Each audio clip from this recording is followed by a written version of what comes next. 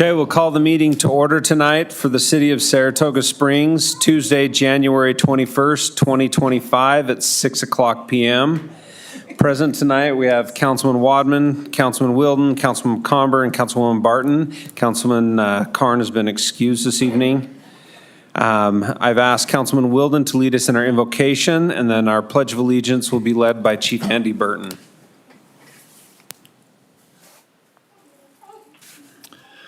Our Father in heaven, we're grateful that we're able to meet together this evening as a council, and we're grateful that we're able to work together to improve this wonderful community for all those who live here and who may eventually live here.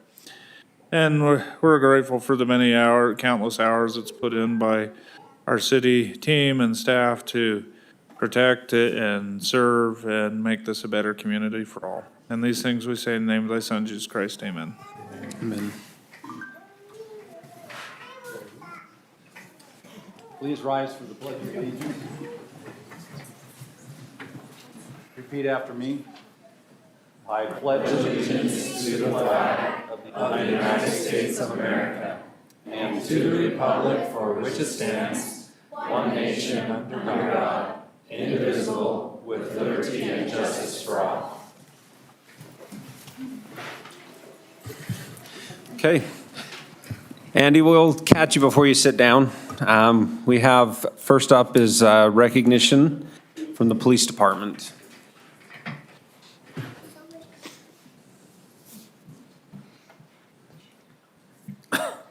Thank you, Mayor, Council, staff, citizens. It's a pleasure to be with you. Due to scheduling conflicts, we're doing some catch-up work on some of our promotions and recognitions tonight. So at this time, I would like to ask Taylor Robertson and Tucker King to both come forward. These are officers that have recently tested to compete for the position of corporal, and as you know, for those of you that don't know, we have a very competitive test, about 5 phases of written, oral board interviews, exercises, all kinds of things they have to go through in order to place themselves on the promotion list. And they're both working tonight, so they've got to leave straight from here and go back to work. But Taylor Robertson and Tucker King are both being promoted to the rank of corporal, which is a field supervisor. And in recognition of their promotion, I would like to present each of them a certificate, and I'll just read a portion of the certificate. Saratoga Springs Police Department, Certificate of Promotion to Corporal. The Chief of Police of the Saratoga Springs Police Department has reposed special trust and confidence in the loyalty, valor, fidelity, and abilities of Taylor Robertson and Tucker King. And in view of these qualities, their demonstrated potential for increased responsibility, they're promoted to the rank of corporal. And this was effective December 22nd, so you see they're already wearing the stripes. Given under my hand the 22nd day of December 2024 in the city of Saratoga Springs, signed Andrew Burton, Chief of Police. And just so that folks can see what our promotion certificate looks like. And that is Taylor Robertson.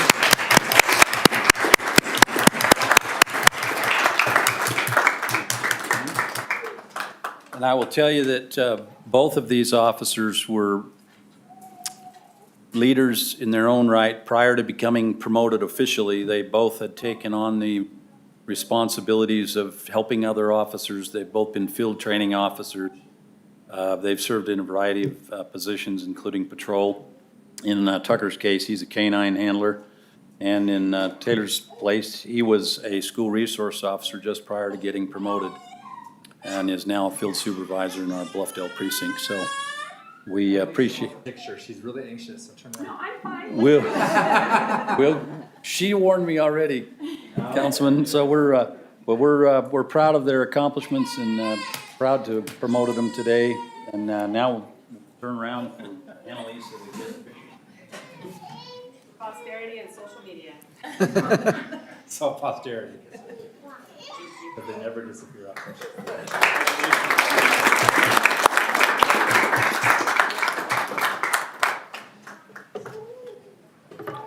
Next, I'd like to ask Sarah Collier to come forward, stand here with me. Sarah is our very recently appointed, so recently that she doesn't have her uniforms yet. She's our recently appointed animal control officer. Her husband Brandon is here. He's a highway patrol trooper, so they can tell each other stories when they come home about what happened to. Sounds exciting. Yeah, what happened at work, but as an animal control officer, she's not a sworn officer of the department, but we still present her a certificate, a commission as an animal control officer. And it's that I repose special trust and fidelity in her abilities, and in view of those abilities, she's appointed as an animal control officer. And so we have a similar certificate for her to remember that she was appointed as an animal control officer. And we have traditionally used this position as a training bed for law enforcement. And I believe that when she goes home and has these stories from her husband, it won't maybe be long before she's asking us about law enforcement training. But Sarah, we want to welcome you to the police department and to the city and present you that certificate. And we'll turn and get a picture with you. Do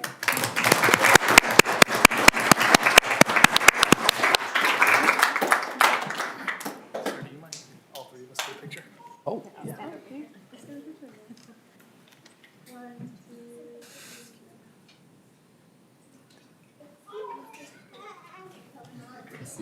You want any of that? Yeah, I'm just sending them to Melissa, so we'll let her get the call. Hey, no. No. Oh, Okay, she's got one. I already got her, like.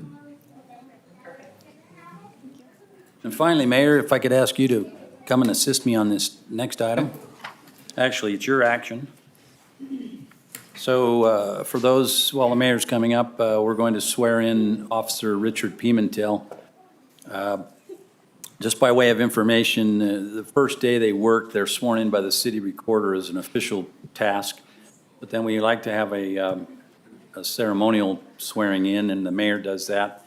And some of Richard's family is here, so I'll ask Officer Pimentel to come. He's also working tonight, so we're working him. We'll ask the mayor if you'll move right here. Knows what to do. Perfect. You'd raise your right arm and repeat after me. I state your name. Richard Pimentel, Do solemnly swear that I will support, solemnly swear that I will support, obey, and defend the Constitution of the United States obey, and defend the Constitution of the United States and the Constitution of the State of Utah, and the Constitution of the State of Utah, and that I will discharge the duties of my office with fidelity. and I will discharge the office of, sorry, repeat that again. The duties of my office with fidelity. Of my office with fidelity. Welcome to Saratoga Springs.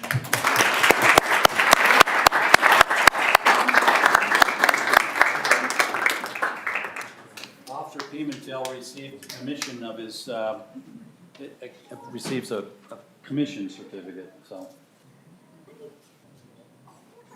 Along with getting sworn in, he's got that to hang on his wall or. Thank you, Mayor. Thank you. And that's all the police department has, so thank you for your indulgence and support.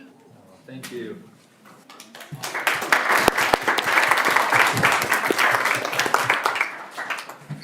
Okay, I know there's some family here to celebrate with some new promotions and officers.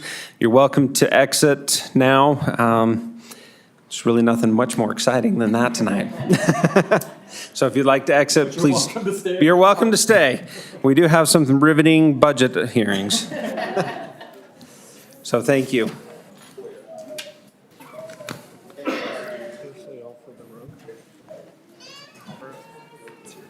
Yeah. Okay. Tonight we have public input. Time has been set aside for the public to express ideas, concerns, or comments for items not in a public hearing tonight. If you're here for the budget amendment for the fiscal year 2024-2025 or the proposed street name change, please hold your comment for the public hearing. Please limit your comment to 3 minutes. Avoid repetitive comments. Please be respectful in your comments. Public input time will be limited to 15 minutes total. If you are here for the public input, please come up to the podium and state your name and address for the record.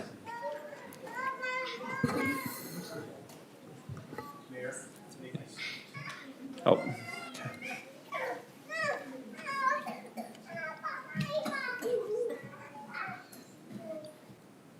All set? Mr. Mayor, city council members, and city officials, thanks for allowing me to speak today. My name is Chris Furness. I live at 92 Western Hills Drive with my wife and my 3 small children. I'm here to voice my opposition to the proposed plan to connect Redwood Square Shopping Center to our residential neighborhood through Western Hills Drive. I live 3 houses from this proposed connection site.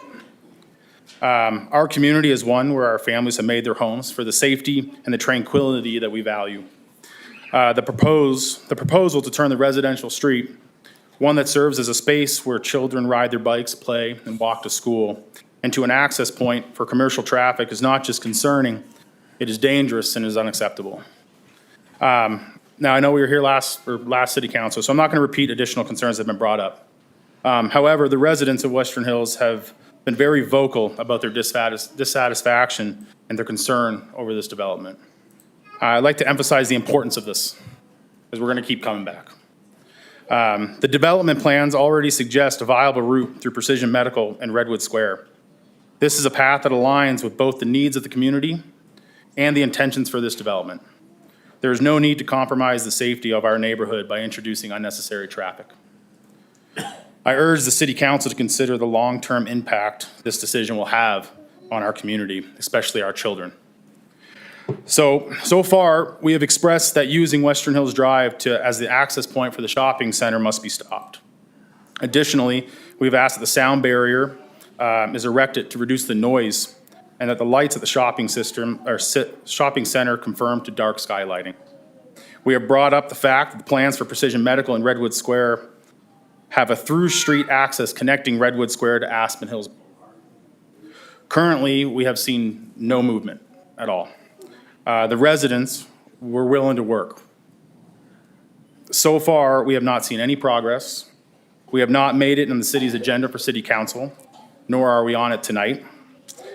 So we request a working session or something similar, as there has been no progress. So in closing, we understand the need for commercial development, but it should not come at the expense of the well-being of our families or the around us. Let's work together to find a solution that benefits both the development and the residents. And I respectfully ask that you protect our children, that you protect our families, and the integrity of the neighborhood by opposing that intersection with Western Hills Drive. So, thank you. Hey, to keep the decorum, can we have the applause? Okay, anybody else here for public input?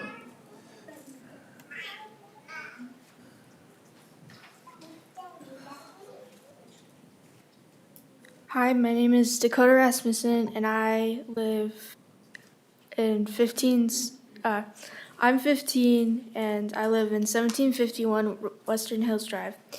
Thank you for letting me speak today. I really care about our community in this neighborhood. It's where I live and where I feel safe. I used to live in Los Angeles in the foster care system, and it was really hard, and there was a lot of noise, and it was very chaotic there.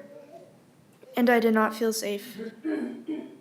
Being on edge all the time left me with a lot of trauma. That kind of stress isn't good for anyone, but especially kids, because it changes how they grow and how they see the world and even how their minds work. When my family brought me here to Utah, I felt like I finally had a chance to live the life they've always had, a life that's peaceful. This quiet neighborhood is a safe haven for me and my sibling. It's a place where we've been able to feel calm and recover. What makes this neighborhood so special is how close everyone is. Families help each other, and we work together with the school next door. The street this school is on gets pretty crowded. A lot of parents use the street to pick up the kids or drop them off. Or during school events, people park in our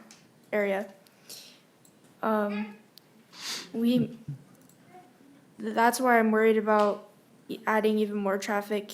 It could be unsafe for the kids and families. I'm also worried about other changes like noise pollution, and litter. Which could take away what makes this neighborhood so special for me. For me, it's not just about the traffic, it's about protecting the peace that's helped me heal my family and feel okay. I know growth is important, but I hope the council will think of ways to protect our neighborhood and the connections we have with the school. Thank you for listening to me, what I had to say tonight.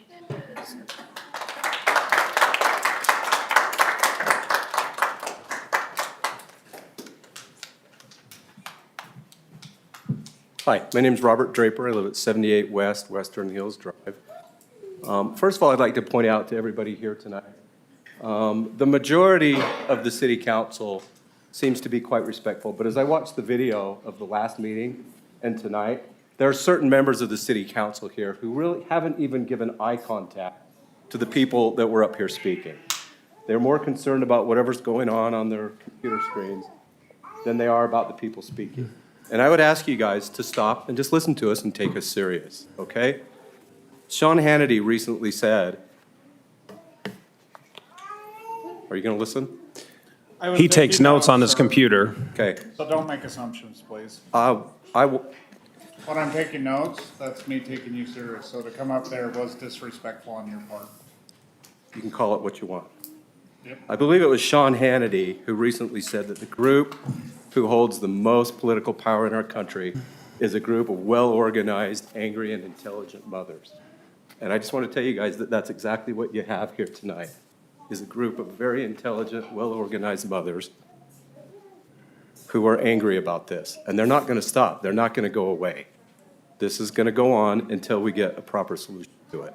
We've put forth some really good solutions. The best solution, like has been put forth many times, is just simply routing the traffic through the northern property of the medical building that's going in there. And we just ask you guys to stop and consider that and work with us. Like they said, we don't know what you're doing. You haven't bothered to reach out to any of us or let us know what's happening or what's not happening. And we ask that you work a little bit better with us, a little bit closer with us, and let us know what's happening. All we know is that every day we see the construction people out there getting a little bit further along with the project. So we just ask for a little bit better cooperation on your part.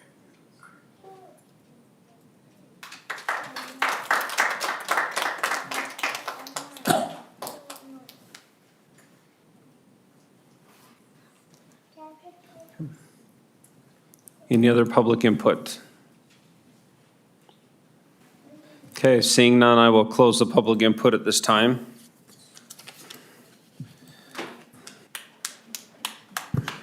Okay, we will move on to reports. Yep. Can I hope you know that I have been some of us have been in communication with some, so to say that nothing has been done, maybe that's relative, but results are what matter. I get it. So I would like to ask, and this is where I turn to Mark and staff, if we can set up a meeting between Audrey Barton and myself and staff and some residents of Western Hills and also some residents of Sergeant Court as well. That way we can get both inputs.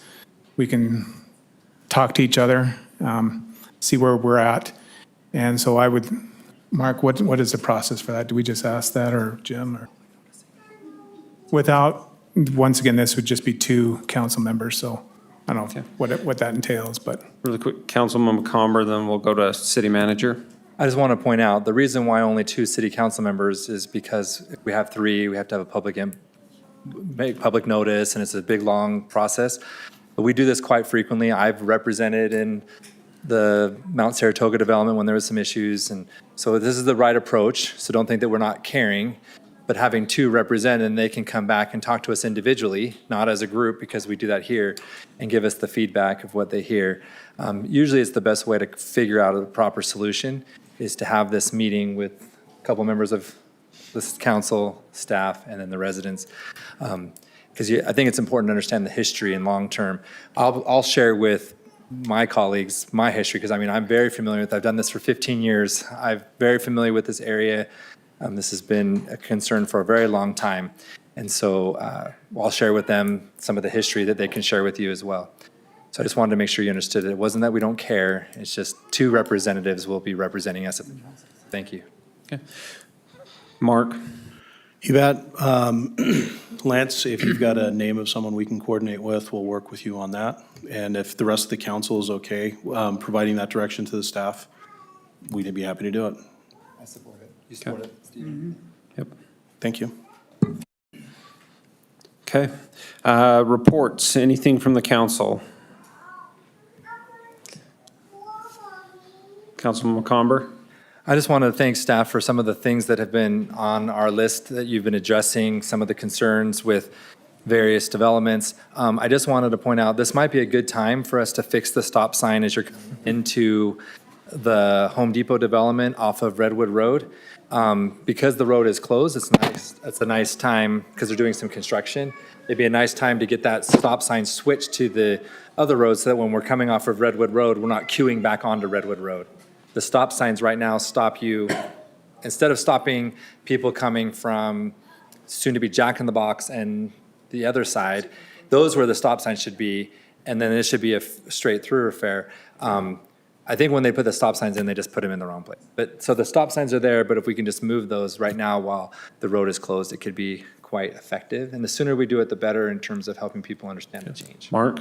Can I get some clarification? I heard what you said, but it They're did not going click. into Home Depot. Off of Redwood. Redwood Road. Onto Commerce. When you go, yeah, onto Commerce. Okay, and then that Has a first stop stop sign sign, that's that- 400 feet or 300 Yeah, feet in or it's something. really like pretty close. Basically, Okay. it's the width of just the Jack in the Box that. Okay, and or the Raising Canes. thank you. And so getting those stop signs just switched to the other road would be, So so that so it's a straight shot in. becomes a straight to Redwood Road as opposed to the stop signs here. So and- it's similar to what we've done in the Smith's parking lots and stuff. We allow the people coming off of Redwood Road to get out and not queue, because the worst thing is if we queue back onto Redwood, right? That's not ideal. So it's just so that we don't queue up into Home Depot. The second stop sign's fine, because that's like 600 feet or whatever, 800 feet, and that's plenty of space for queuing. Right. But it's just that first one.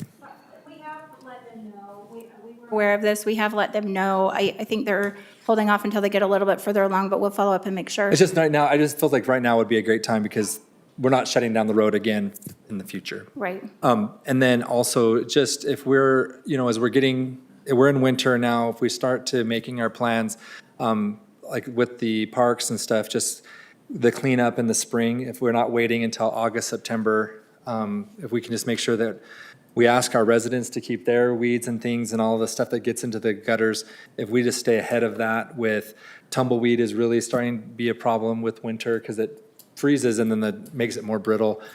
Just making sure that our park strips and things are just ready to go. And then the few roundabouts, we have a lot of dead foliage in those. And so if we can be prepared for when we get them into the spring, we're replacing those out. And so that way we're starting on a good front in the spring. But all in all, this last year was probably one of the best years when it comes to landscaping. And I just wanted to make sure that is commended, but there's always room for improvement. Thank you. Okay, anything else from the council? I just wanted to add, we've had some great meetings with state legislators. Again, it's normal, small group, so it's not a public notice, but just a chance to really let them know concerns we have with upcoming housing bills and things like that will impact our city or neighboring cities on water and other issues. And then Mark and I have had a good conversation that has had us dive into more numbers with the North Point Solid Waste. Mark and staff are doing a great job.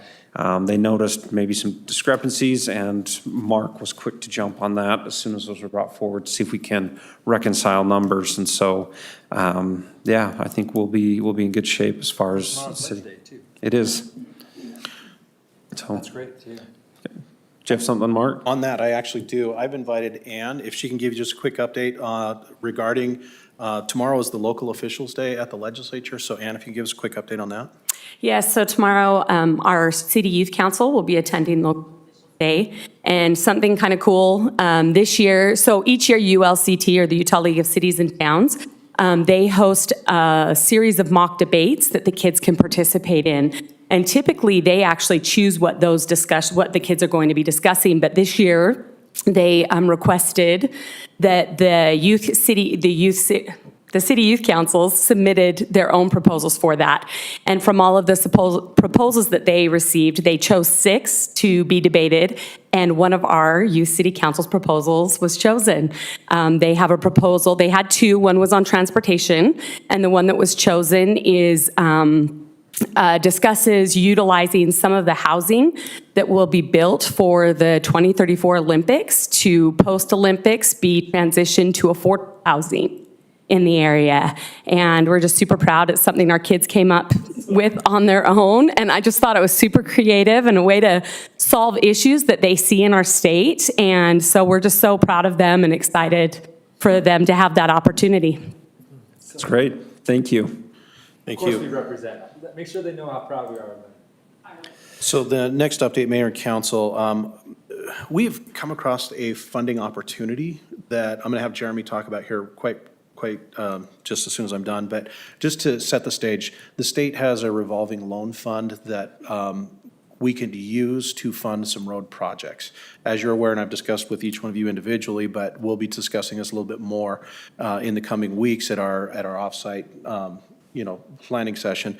Some of the road projects, we have an opportunity though to apply for about $11 million in a revolving loan fund, which for some of the projects that we will be proposing, we would be needing to pay for those roads anyway. This would just let us basically pay it over time, potentially using transportation impact fees as we collect them as a potential funding source in the future. So with that, Jeremy has been working on an application. I'll let him explain that to you. I'd like your permission to at least apply for these road funds and move forward in seeking the funding.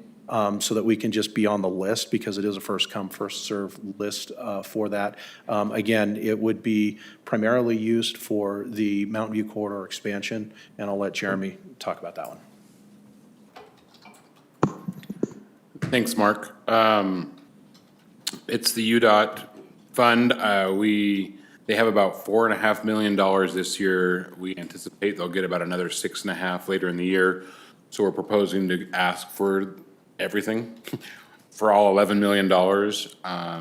It's actually surprisingly a fairly underutilized it. So we kind of missed Provo. I think it was Provo just took a bunch of money out of the fund. Obviously they'll repay it, but we want to get in there first. It seems it's not per se competitive, particularly if we're the only applicant.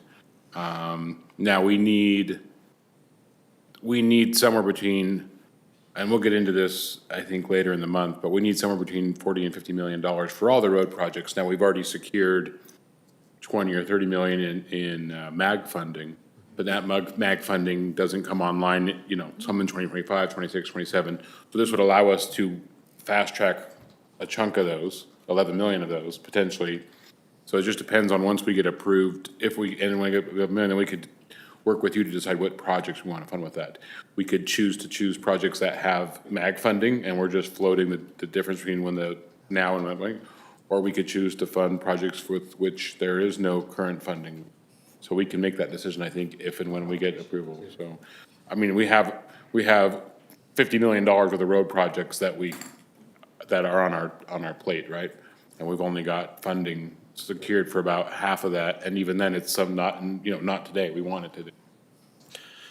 So would the council be okay if we proceed forward with this? Obviously, we'll have to have finalizing things in future meetings, but we want to get our application in, and then we'll come back with final authorization once we get those applications in.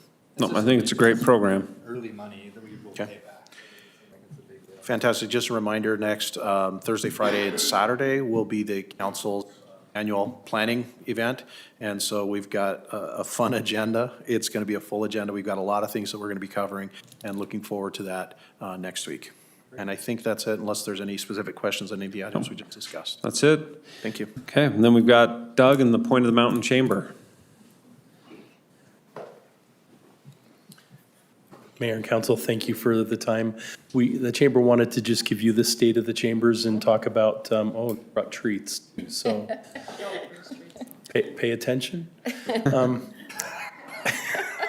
If they're still watching, that's bull crap. I'm sorry, I had to, it was dangling there, so. Pissed me off being butthole. Put that on record. He was a butthole. So we have a great relationship with our Chamber of Commerce.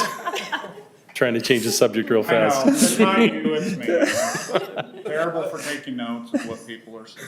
Thank you. So they just wanted to give you an update as to what they're doing and what that involves the city, what participation the city has in those activities. So I'll turn the time over to Marcy. I don't know if you've all formally met her. She is our new chamber president, and Hannah is her assistant. Thank you, Doug, and thank you, Mayor Miller and the city council. I promise we are going to be way nicer, and we did break treats. Thank you. So thank you for the opportunity for us to be able to come and speak to you guys. We wanted to get to you sooner, but my mom passed away, and so it kind of changed the projection a little bit. So, but thank you for the opportunity. Again, my name's Marcy, and then this is Hannah. She's our Director of Business Development. And then, of course, Doug, that you guys all know and get to be harassed by just like us. So we're excited to just share some highlights of some of the things that we've been able to do in partnership with Saratoga Springs, and just kind of talk through how we can continue to support the businesses and help strengthen our community. These are just a few little highlights from some of the events that we've been able to hold here in Saratoga Springs. This past year, we were able to showcase local businesses, foster connections, and create opportunities for growth within the community. On average, we host 3 to 4 ribbon cuttings each month, and we truly enjoy celebrating the growth and success of new businesses joining our community. Thank you to those who've been able to join us in these celebrations. It's so nice when you guys are able to come out, and it means so much to the businesses. So thank you guys. I know you're super busy, and I know you have a lot going on, but we really appreciate it. Over the past year, our membership has grown to over 400 members, with businesses in Saratoga Springs representing 40% of our total membership. Looking ahead to 2025, we aim to be the chamber for all businesses. We will achieve this through, scanning through too fast, supporting businesses of all sizes and industries in everything we do. It's really important to us that we focus on all the different sizes, and our chamber is pretty unique because we have some really big businesses within our chamber, and then we have just home-based businesses. And so we are really trying hard to make sure that we're covering all of those businesses. We also want to make sure that we provide tailored resources, so delivering targeted support based on each business's unique needs and growth stage. So we have a couple different programs that we're doing. We're doing a lunch and learn that is more geared towards our smaller businesses, so business essentials. And then we're doing a leadership series that maybe would be more appetizing to our bigger businesses and give them opportunities for some of their managers and whatnot to come and develop more of their leadership skills. We also want to continue with expanding that education by providing those training, networking opportunities to help businesses grow and thrive. And we also do this through community engagement. Strengthening our relationships between businesses and the community through volunteer initiatives and local support programs. And we are so open to taking on any programs, especially for the city of Saratoga Springs. We would love to partner with you guys. If there's a program or an event or a program that we can do on your behalf, we would love to be able to support that.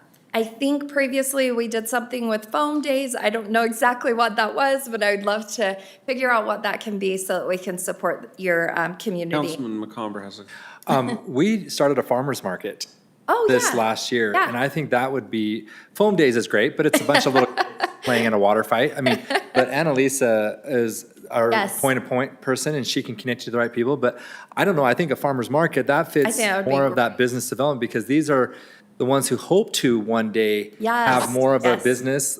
But I think that could be an amazing alliance. And even if the chamber helps sponsor that, or like some of the performances we have on Monday night, is it Mondays, right? Yeah, Monday nights. Right. Where if you're like part of that sponsorship, then it's showing these businesses, hey, this is somebody who's partnering with me. So, because I thought about that last year. Yeah. And I was thinking that would be an amazing way. And then on top of that, just looking for opportunities to partner with us and reaching out to our businesses. I mean, we have the farmers market, we'll be doing Absolutely. other things, art festivals in the future. Just looking and working with the cities to be more involved. Yes. And even at Splash Days, I think that you would be more better served to have a booth and say, Yeah. here we are your chamber. Because there are a lot of people who come who have businesses who aren't members of the chamber, and they're like, wow, they're representing Yeah. all of the businesses. And then you can even say, all of these businesses in Saratoga Springs are part of the chamber, part of this community. If you had a small booth at the I love- Splash Days, Yeah. actually, you should maybe even have it at all of the cities that'd be a really great way to promote the chamber to the residents and potential new members. I love that. Thank you. Thank That's you. great. Yeah.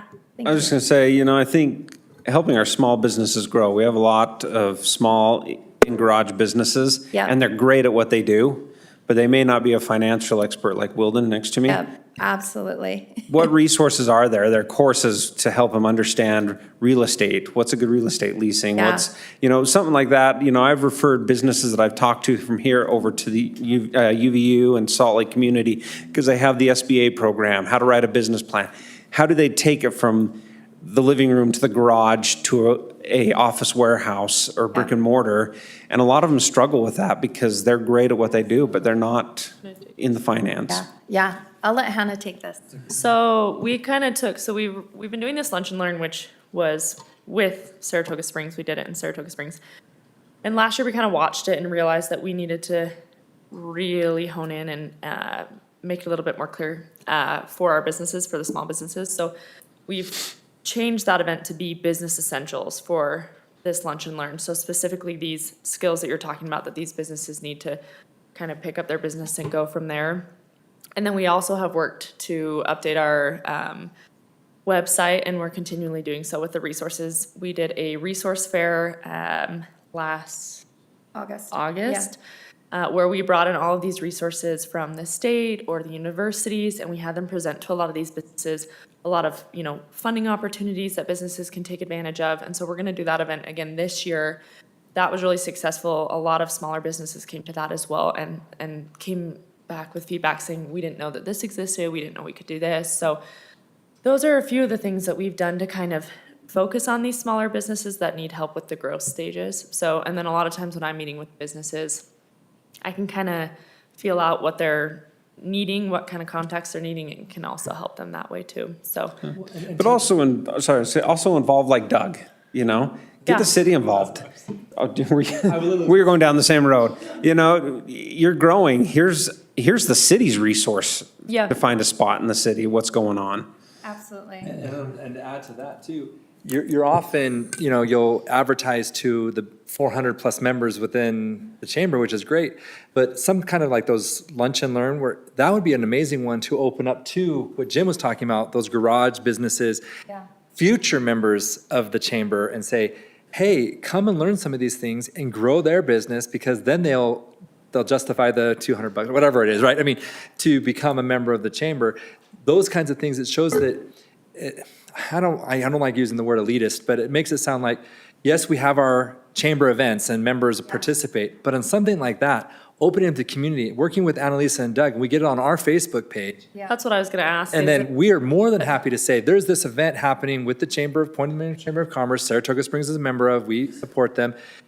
Hey, you know, lady, you're doing your hairdressing business in the basement, and one day you want to get a spot over in the Smith development, but you don't know how to get there, come to this great training. Yeah. And that is what I think what you're saying is Yeah. leverage Doug, leverage Annalisa, leverage the city so that we can truly partner.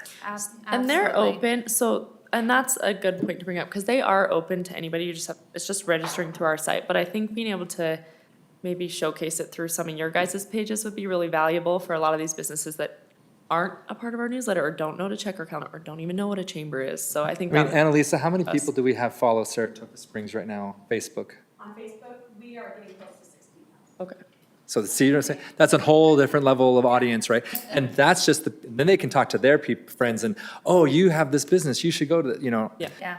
How many forwards, right? Unlike when we do these types of posts, we have so many people forwarding and, you know, sharing it, and Our average reach is probably, depending on the post, anywhere from So, yeah, so we're here, did there. Sorry, Oh, thank you, Mayor. I appreciate that, and that's really great to know. As you know, last year was my first year, so definitely stumbling through to figure out what the role is, and so I'm excited this year to be able to expand on that and grow and find these opportunities. I definitely appreciate Doug and his mentorship and his leadership and his guidance also. I mean, he's been part of the chamber since it was the Lehigh Chamber, and then Yeah. I got it changed to the Lehigh Area Chamber, if you remember. And then we got rid of it completely and just pointed them out. Yes. Yeah, that's right. So I really appreciate that. Lance, you were. When they came on the boat, not the city.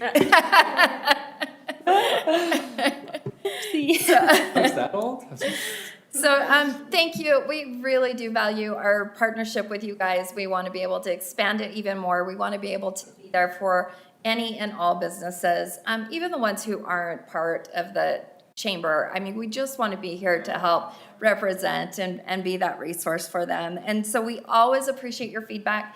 Doug and I are going to make sure that we're meeting once a month, and even if it's just that we get to go and have a fun lunch together, then we will. But any feedback, feel free to send through him, and we're completely open. And as a token of our appreciation, I did want to share with you, I don't know if any of you have been able to check out this new cookie store in your town, Dunked. It's super cool. And the cookies are amazing. So it's a family-owned business, and we're excited to be able to support them. So there's cookies in here for you guys. I'll just set them here and let you guys distribute them. They're really fun because there's even a Stockton to Malone cookie in there. So I'll let you guys figure out which ones you want. But thank you so much for your support. Thank you for allowing us the time. And we appreciate you guys, and we appreciate what you contribute to our community. So, Thank you. yeah, thanks so much. I don't know if all of you have been to Dunked, but at least go in and see the store because it's adorable. It's I don't know so if cute. adorable's the right word, but for me it's adorable, but It is it's cool. It's so cool. So cool. I mean, And of they're course, the boxes cookies are are like amazing. Nike. Box Yeah, and- like it's up on its own, it's amazing. I don't know if you want to eat them all. I do. I can care less. Okay. Do you need now? Can I say thank you to you guys too? I wanted to say thanks because every time we do a grand opening, it's cool to see It is, isn't the it? businesses come together and they get very energized. The ones I've been to, every time I go to a ribbon cutting, they recognize me every time I go into their store. Yeah. So it's kind of cool for them to, it's very neat. And I want to say one more thing. The Stockton to Malone cookie has no rings. Just saying. Has no what? So low, lads. Thank you so much. Okay. Perfect. Thank you. Okay, I'll entertain a motion on the consent calendar. Move that we approve the one consent item we have on the agenda. Okay, I have a first from Councilwoman Barton, Second. second from Councilman Wadman. Any further discussion? Barton, Aye. McComber. Aye. Wilden. Aye. Wadman. Aye. Motion passes. We have a public hearing for the budget amendment fiscal year 2024-2025, Resolution R 2503. Evening, Mayor and Council. This is the fourth budget amendment for this fiscal year. The vast majority of the funds in this budget amendment are going towards Central Utah water purchases. Also included some relocations, readjustments in the Recorder's Department, no additional expense there. Also, kind of doing a little bit of a jump on for the next fiscal year, adding a few new positions for the cemetery and for the library.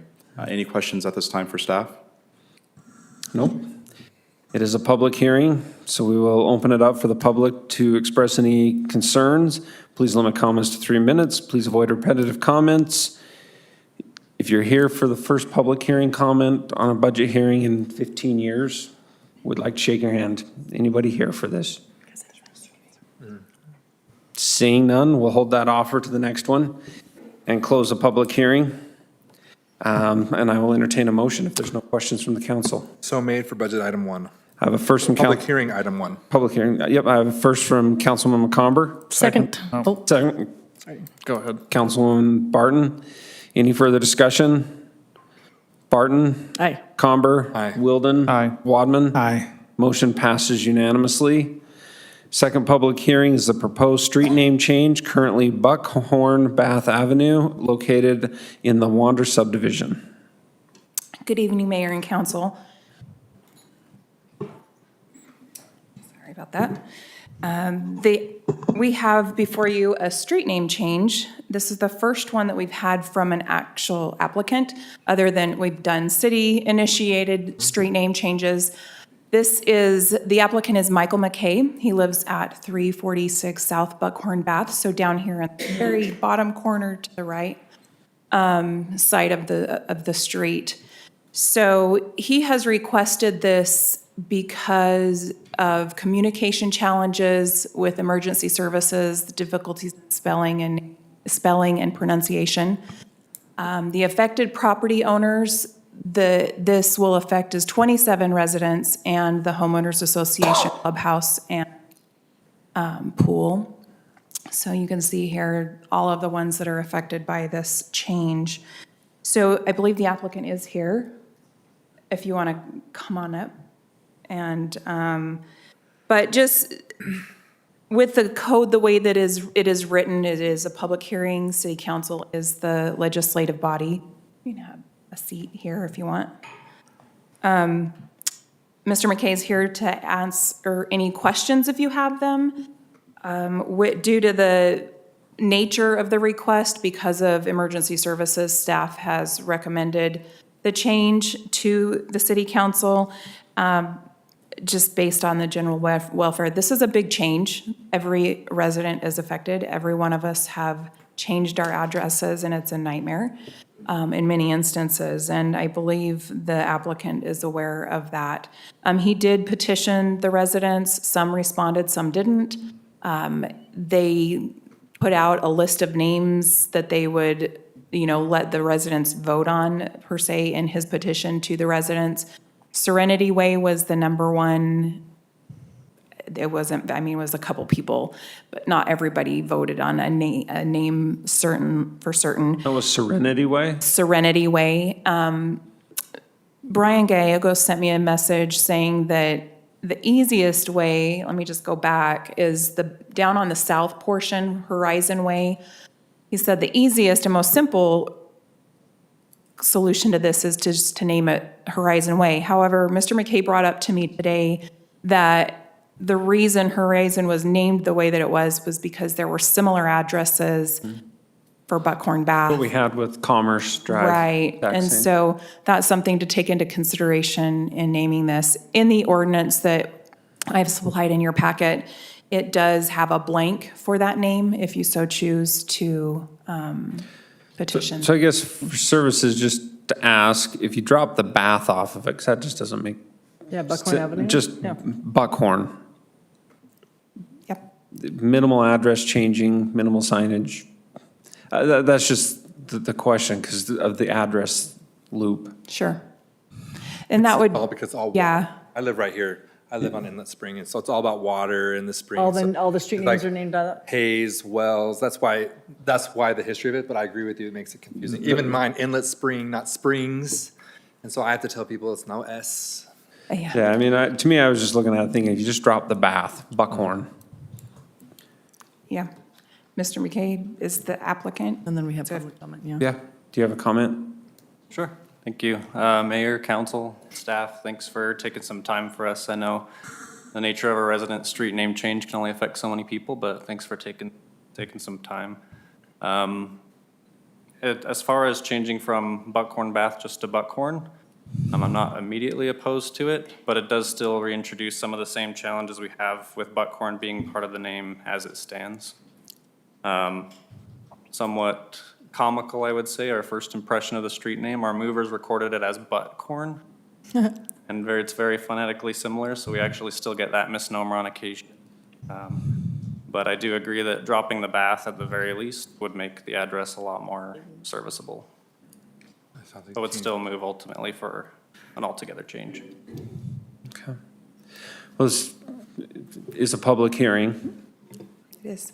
So we can open that up for public hearing, and then we'll come back to any other comments. Please state your name and address for the record. Please avoid repetitive comments. Please limit comments to 3 minutes. Yeah, absolutely. Sorry, I know I was just speaking, but wanted to also address in general these changes. So as she mentioned, we had issues with emergency services and responding when we called dispatch on May 7th of 2023.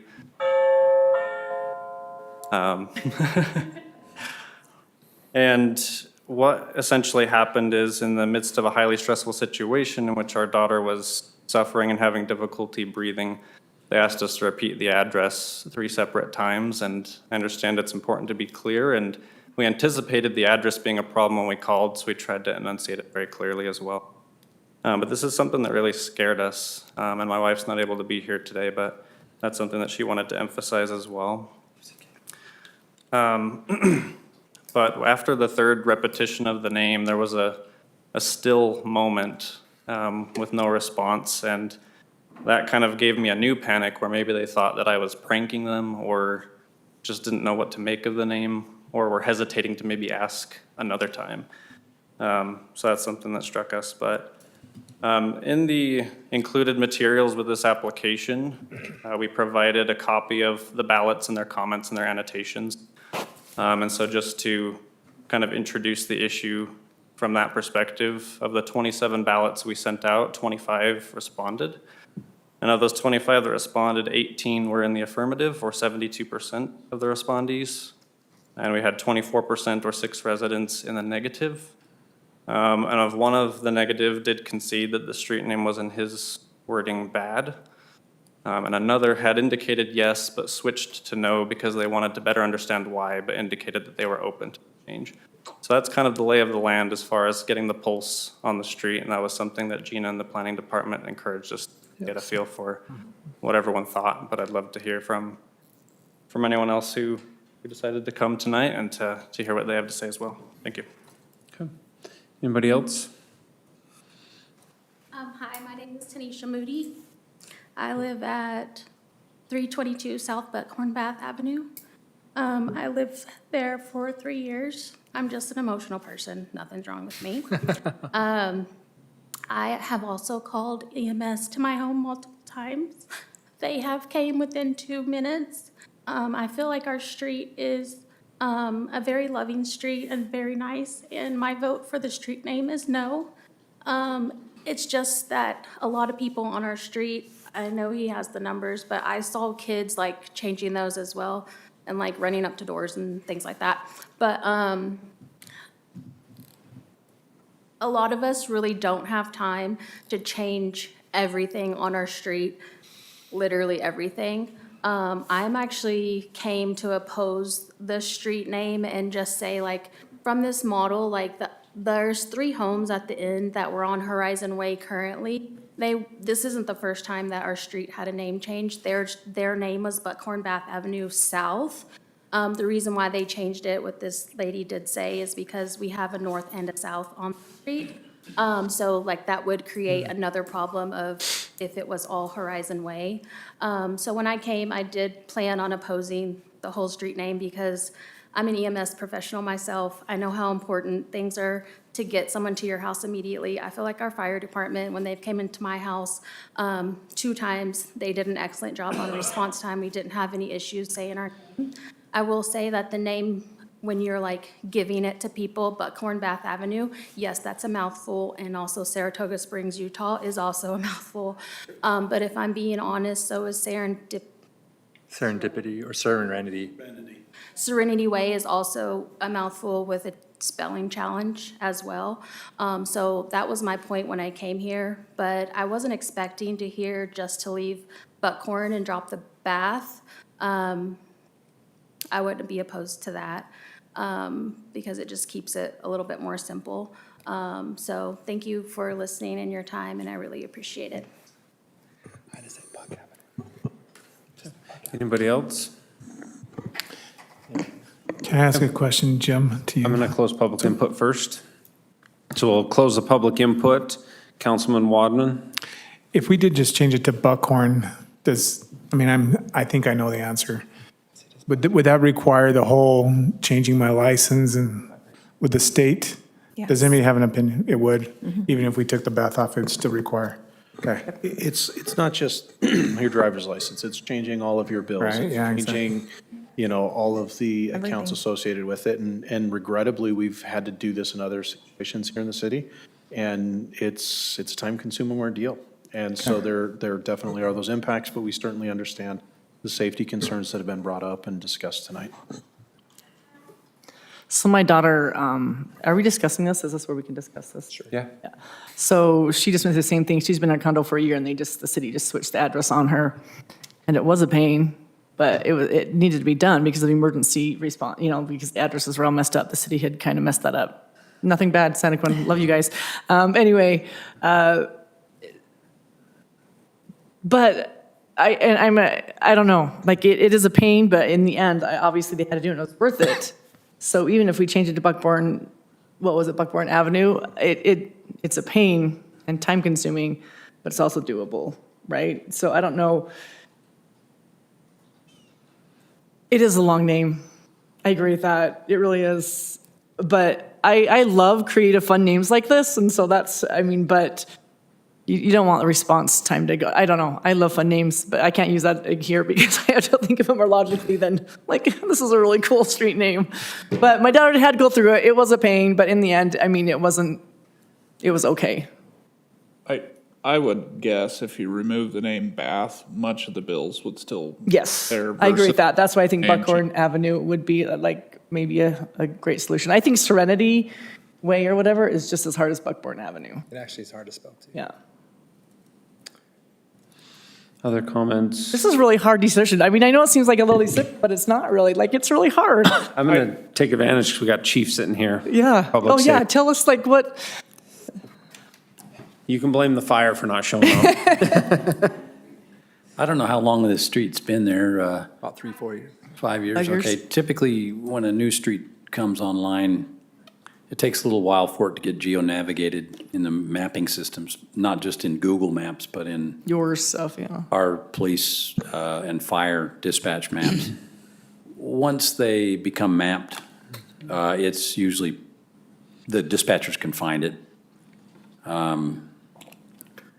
And so I don't know if the incident is an isolated incident or if dispatch just couldn't find it for some reason, but most of the time, a street address, once it gets geo-navigated in the dispatch system, they are usually able to find them pretty easily. So what else did you want me to discuss, Mayor? Yeah. Can we have the applicant, can you give us a little bit more feedback? Tell me when this is not allowed, Mayor, but on the Buckhorn Avenue, taking out the bath, I know you mentioned that for just a second, but what are your thoughts on that? Yeah, I worry that this change might not go as well with the rest of the residents, mostly because if we're gonna have to go through all the effort to change it, just to remove bath, is that important enough of a change to force us all to have to go through all of that, or at that point, they might rather just stay Buckhorn Bath. So if it's gonna be a change, I would move that it would be more of a complete change. The city did ask for kind of initial suggestions, and Serenity Way was just one of them, and there are a few other on our list as well. But we didn't necessarily put the naming up to a vote. The point of those ballots was just to see, are you willing to make this change? Go ahead. Number one, I really appreciate you going through the process and you coming through here. I think this is great. From my standpoint, if we're gonna do anything other than remove Bath, I feel like the city should go out and say, what are your preferences versus an informal ballot? And then the other thing, you're going through the right process, but more feedback from staff in the future. If there's future proposed name changes initiated by residents, unless there's some safety directly attributable attribute to it, I think we should look at what is the cost, because there is a cost to the city. Not, go ahead. It looks like you're about to say something. Our address code doesn't necessarily, it's not very extensive. And so we are looking to make that more clear, but it does state that the applicant is responsible for the cost of the sign changes along the entirety of the road. So that's already there. It's already there. But it's not clear, so they're going to make it more clear. Yeah, that is clear. At the very end, it says that the applicant is required, but it doesn't state anything about petitioning. We just recommended that he petition the people that live on the street out of a courtesy for them. So there's things that I think we can do to that section of the code that will help the process. This is the first time we've processed an application like this. It's been resident initiated. So what I was going to say, Stephen, to your point is I think that if an applicant comes forward, just like we would a developer, we have certain fees. I think as you're reevaluating this, I don't think it should be the applicant going, because then you have residents who are like, I saw kids changing, you know what I mean? But if the city's coming in and doing something official, also, they were throwing names out there, but there might be a Serenity a mile down the street, and they're not going to get that. And all of a sudden, all the residents are excited about it, but we already have one in the city. And that's definitely not going to happen, because I've had to change duplicate street names when we were a younger city, 14 years ago. So that way we can then take 3 or 4, maybe work with the applicants, say, here's the 4 that are available, what do you think? And then take those 3 to the residents. But there should be a fee associated with that would be enough to keep people from just trying to change their street name all over the city when there's a real need. Right. He experienced. I also appreciate the other resident who was here who said she had 2 experiences where it wasn't a problem. I've seen that it really depends on the person you get. And absolutely. I mean, we're human beings, right? On the phone, that's always We're all hard. humans, and there's Right. different things that happen. I've seen, response times of 10 minutes when it should have been 2, but I've seen responses of a minute when it could have easily been 10. So I think that ultimately that way it protects the one resident from being pinned together. We want to create good neighbors. So if they initiate and they pay that fee, then we can send a code enforcement person. Our code enforcement, that's a perfect kind of use, like they're going down, they can just quickly, do that. We can even talk to our public, our utilities fund, they can even do emails, whatever. We can figure out ways that we can be creative there, and that's something that you guys as staff can maybe look at what other cities do. But for me, I've always, in history, when it's been city initiated, have been very hesitant to make a change just because it is a lot of drama. I appreciate that you went and got 74%. To me, 3/4, you get 74% of anything. Like, you don't see that in elections. You just don't see 74% of most people agreeing on anything. That makes me more agreeable to this. But at the same time, it would be nice if the city initiated that kind of survey, if you would, and then that way there would be no concerns. Because I want to make sure that all the neighbors stay. I live literally right here. I drive by Buckhorn Bath Avenue every day. So I live on Inlet Springs in the cul-de-sac. And so, and I'm Inlet Spring Drive South because there's Inlet Spring East. So I actually have that issue, but it seems to have worked out okay. But yeah, so I think that if we do make a change, and I would agree, as much as just dropping Bath, if we want to make it a full change, so that what the 74% of residents were really looking for, bigger change, I would want the city to go and ask and say, here's 2 options, or here's 3 options, maybe not too many, just like 2, and then get that kind of decision made before I'm willing to make a change, a complete change. If it was just Buckhorn Avenue, I would be willing to potentially make that today, but it sounds like that's not really what the intent of the residents want. That said 74%. I know you said that you were okay with as long as you just dropped the Bath, but you didn't get a survey of the residents, even though you don't agree with it. So that's why I'm saying if we have the staff do it, then that takes away any of the ambiguity, and there won't be any finger pointing. It can just be as clean as possible. And, can I add one thing? Thank you, Mayor. I mean, the other thing that brought up that you're paying for the change, then if we go and say, hey, we approve this change, and it's not what someone who's paying to make the change wants, that seems like a hard thing to do as well. Yeah. Does that make sense? That's why I say give them a couple options, but you just can't choose a word, because if that word is in Lake Mountain, or I think there might be a Serenity. So, wait, no, I checked. So it's not taken. And the reason Horizon was proposed, you can see it's on the end here. So Hayes Well Lane goes this end and then the full length. So Horizon was proposed. I think Hazelwell Lane itself is hard to say and hard to, whatever. Sure. It's easier to write, but not easier to say. So Horizon wouldn't have a conflict. It's not taken, and it wouldn't have a conflict with this street. Serenity's not taken. I did search that up just now as we spoke. And then as far as the process, so we just have some things in state code. It just says the applicant has to apply. It's a legislative decision, and then they have to cover the cost of changing the street name application. So that's what state code says. Okay. And just to add to your discussion, we did discuss this with Brian Gallegos, our GIS director, and he did put in a lot of input. All of the names that we went through, all of the names that the applicant recommended, and Serenity Way was the one that I guess the residents chose the most. It wasn't very many. Only a few had actually chose a name. Serenity Way was the most popular, but like I said, there wasn't very much input on that. So, but after talking about it with Brian, he gave quite a bit of input on how to pick a name. And, we kind of have made that suggestion. It's not in our code to have that put in, have them do that. So maybe it is something that we can discuss further for the future. But in this instance, just randomly picking a name, we do need to run that by Brian because he does, as you know, there have been issues, especially the more that we get higher density, the townhomes, we have alleyways where we are struggling to address. That's why we just recently went through an address update to help mitigate some of those concerns, because in North Shore, we did have roads, several units that we had to change their addresses completely. And so it becomes a real challenge and that a little more complex than just saying, hey, let's name this Serenity Way.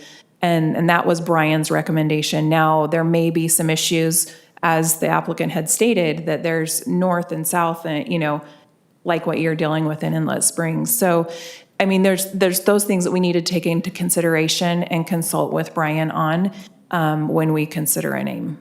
And when you are looking at that, with the GIS, a problem I have is 186 Riverside, and I'm 186 Inlet Spring, and we're literally that close, and so we end up getting each other's mail because the number is the same, and so it should have been 185 and 186, something different. Yeah. We both share the same number, so as you're working on that, this brings it to light, but those are the kinds of things that we just need, especially when you're half a block away. Yeah, it's the that same presents the mailbox. biggest, right. And with all of the Amazon packages and the FedEx, all of that makes a big difference. I personally would love to see that we can make this work. 74% of people who do want this, if that really is the case, I'd love to see it work, but I'm just uncomfortable making a change today with the limited amount of information. Hey, Mayor? Yeah. There's the resident, We have her- I'm sorry, I forgot your name, but I didn't write it down, Fine with her talking. Okay. We have to approve you to talk again, but yes, we're welcome. But yes, You can come I've up. got two for sure. I got three. Okay. Wadman did say if we name it after him, he'll pay for all the street signage change. Just Washington Avenue sounds add- great. Gorgeous way, that's all I it just is. wanted to add that I think it was 2 years ago when Horizon Way became Horizon Way.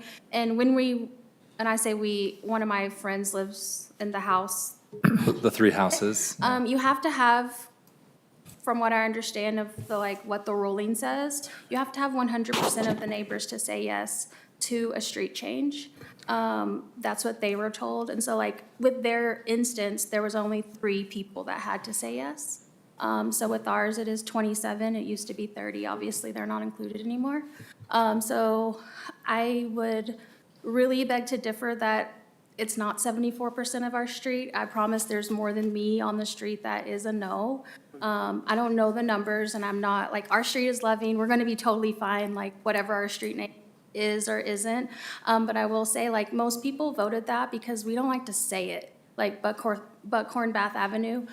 So it's not a medical necessity or anything like that. It's just that, people don't like it. And so sometimes, I understand that you don't like something, but that's no reason to have 27 people change every single thing that they have, just because you don't like to say something.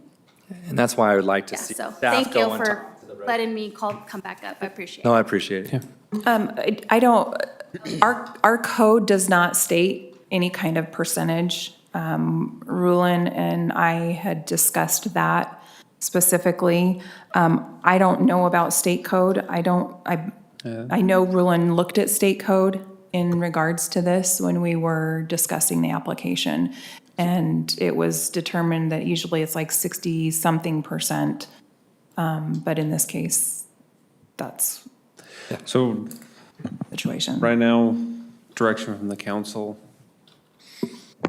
I would know. like to see staff talk to the residents. Can we wait and have them do more of a Okay. formal survey? Like, I mean, they're pretty, So we've held the public hearing. What I'm hearing is we want staff to do a little more research and bring it back to the council. so we're not saying yes or no or anything like that. Like, this is, it's a Yeah, big beyond the for public either- hearing. Yeah.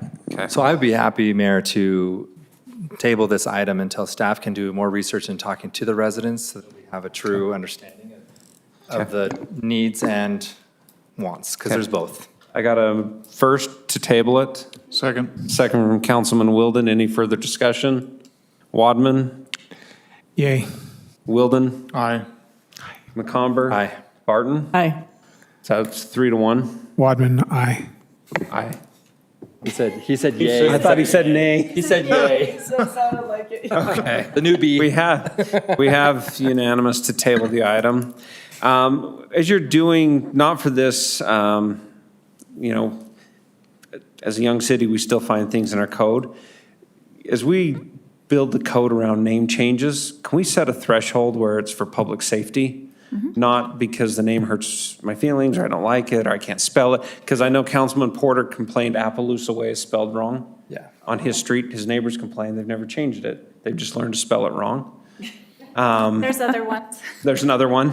Palomino. Palomino down spelled south, wrong. down south, yes, yes, yes. And, Spelled wrong. and Cantaloupe Court, just FYI. And Cantaloupe Court. But yeah, I think that maybe the fire and police, maybe they have to review it and determine that this could be a If it's a public- public safety issue or personal preference, set a they threshold have to there. review it. Yeah. Can I ask a question on that? So state law is silent on that. So it basically says you can do that within your legislative discretion. It says you can name streets, which presumes you can change the names of streets as well, but it doesn't have a process, doesn't have a threshold to meet. But in making that change to our code, are you wanting that to be still up to the legislative discretion if they get so many signatures for changing that name? That would be my strong suggestion, is still leave it within your legislative discretion. So in other words, Gina, work with the attorney. Yes, absolutely. threshold. Always. Wording from him. I don't know if that makes sense. You don't want Does. to Work create. with them, Kevin. You don't want to create something by right. where it's Okay. Keep the legislative administrative. decision. But and we work- want to make sure it's done right, but we don't want it to just, Get a whole bunch of these coming in because people don't like the name. So just to clarify, are you wanting us to get two names approved through GIS or? We'll get something approved with GS, but actually get from the residents that there is really 75% who are Okay. wanting this change. And because when we go to them, we'll be very clear and say, this will cost you money, like you have to do a lot of things. We have sort of a number we've done in the past when we have forced residents to change the street name because of city-initiated reasons. And then we've understand that there's an impact and there's a compensation involved in that. Or this being a resident-initiated, the city's not going to be compensating all these things. Right. okay. Thank you. Next item, development agreement for West Saratoga Annexation Corp. Good evening, Mayor and Council.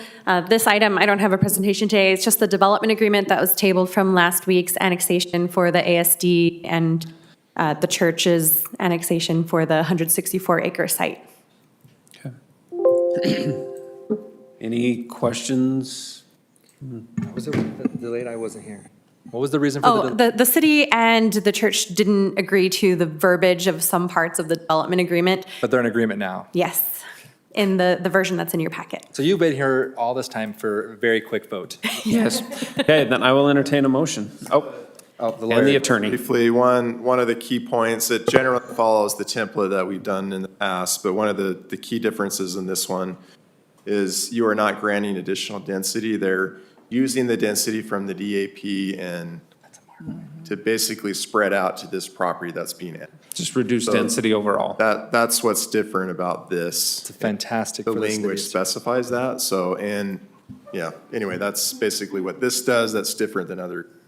So I did some quick math with Councilmember Wadman earlier today, and it took the average housing development density just by adding this acreage down like 0.3 of a household per acre across the property. But it's a down and 7 up. Absolutely, it's the right direction That's to the go. direction. And so again, absorbing the density in this area is, we think, a great But even if you take opportunity. 0.3 across all that acreage, that's an amazing accomplishment, and I think staff. That's a lot of acreage. I appreciate staff working with the applicants to make that a positive addition for our city. I wish I would have been here because I really would like to have thanked the applicants. So if you, when you're talking with them and you're giving the result back, appreciate them looking at the long-term vision of the city, and really the amount of density they have, they're not going to be able to meet it all anyway. So I just think that they're forward-thinking. And I've been tough on the applicant in the past, and I also want to make sure I recognize when they do help the city at the same time. Okay, I'll entertain a motion. I move that we approve business item 1 as listed on the agenda today. I have a first from Councilman McComber, Second. second from Councilman Wadman. Any further discussion? Barton? Aye. Wadman? Aye. Wilden? Aye. McComber? Aye. Motion passes unanimously. We do need to have for closed session. I will entertain a motion to go into closed session after a short recess. So made. Second. I have a first and a second. All in favor?